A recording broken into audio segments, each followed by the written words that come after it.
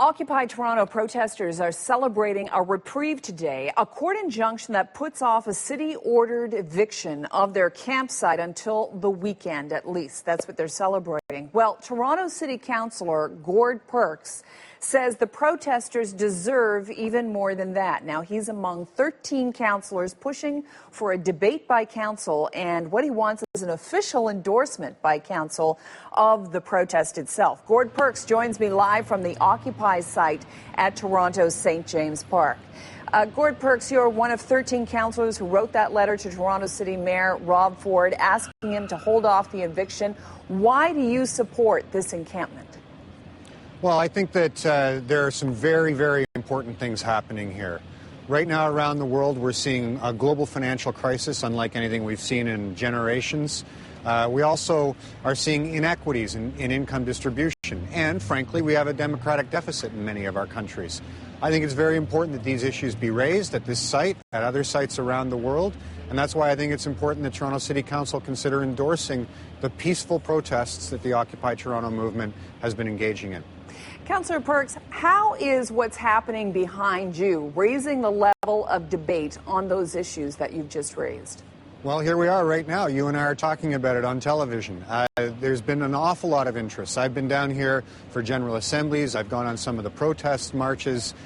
A whole series of issues, fundamental issues about how we organize our economy, how we work our democracies to be more open and inclusive, are being discussed and debated now in ways that they simply weren't before the Occupy movement. That's an important part of how we maintain our democracy here in Canada, and I congratulate the folks who are here braving the cold weather and speaking up on these important issues. Why do they have to do it in a public park? Well, the whole point of a public space is that it's available for a wide range of public activities.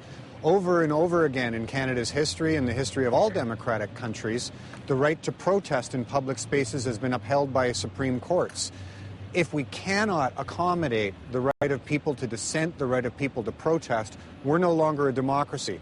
That's why I think it's so important that it take place in a public space. But no one is saying they can't express themselves. No one's saying that they can't organize a march. But this is the occupation of public space, which excludes other people from enjoying it in the way that they were intended. Well, quite frankly, as I said, I've been down here a number of times. This is my fourth visit to the park. I have not seen anybody excluded from using this park. Actually, what I see is a park that's being more busily used than any time in its history. So I'm quite happy to say that we should use our public spaces, our parks, our sidewalks, our streets to make sure that democratic debate takes place. That's one of the things that defines a public space. All right. Well, if they are forced to leave, what do you foresee happening? Well, I can't predict the future. I can't predict what Judge Brown is going to say. I can't predict what the folks in this community are going to do and other Torontonians are going to do. All I can say is, to date, both sides have acted with a lot of class, a lot of dignity. That's why Toronto hasn't been violent, and some other places have.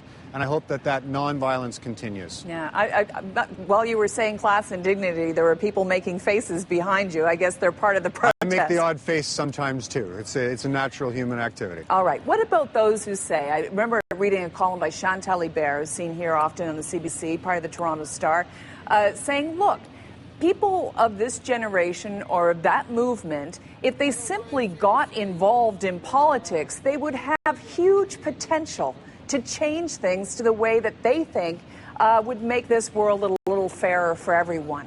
What about that argument, that this protest wouldn't be as powerful as if they got involved in the political system?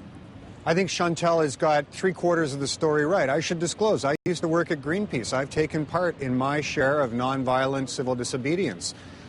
Protest is one of the routes that young people get into politics. Look at me, now I'm an elected official.